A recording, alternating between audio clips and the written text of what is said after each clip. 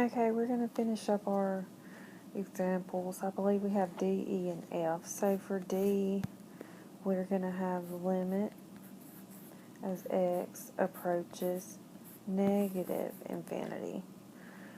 Okay, and our, it's 3x squared plus 4x plus 3 over x cubed plus x plus 14. Again, this looks like you would have a lot of work to do. But if you look, the bottom is heavy. The exponent's bigger on the bottom. The degree is 3 on the bottom. So what that means is, if it's bottom heavy, remember how I told you to remember it? Double zeros. So y, the limit is 0. Not too bad. Okay? Let's look at E.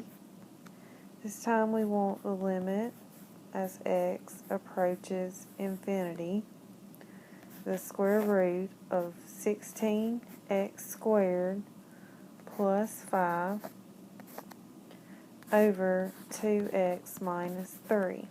Well, first of all, we need to look at 16x squared because it's the highest degree. We're not really worried about these numbers here. So let's take the square root of 16x squared.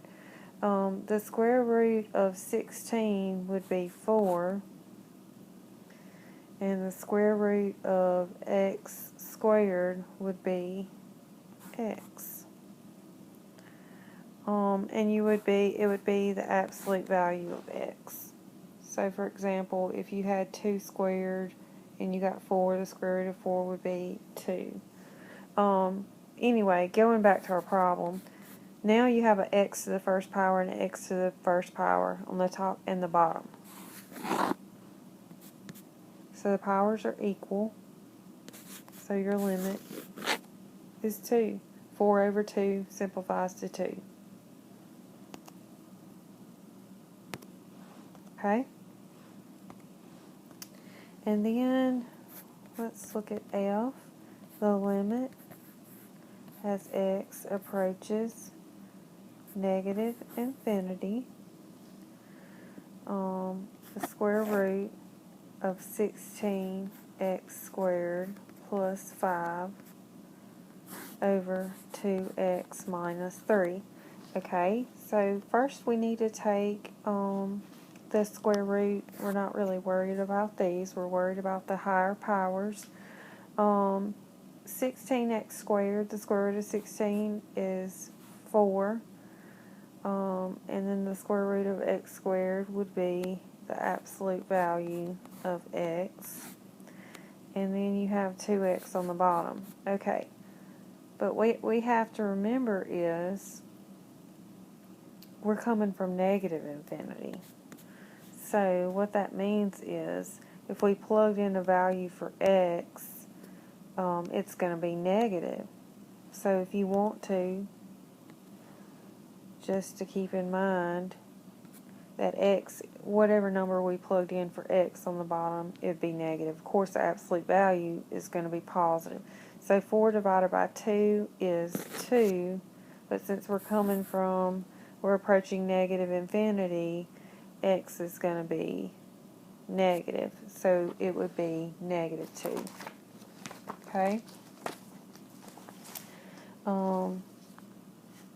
And that is your notes on limits at infinity.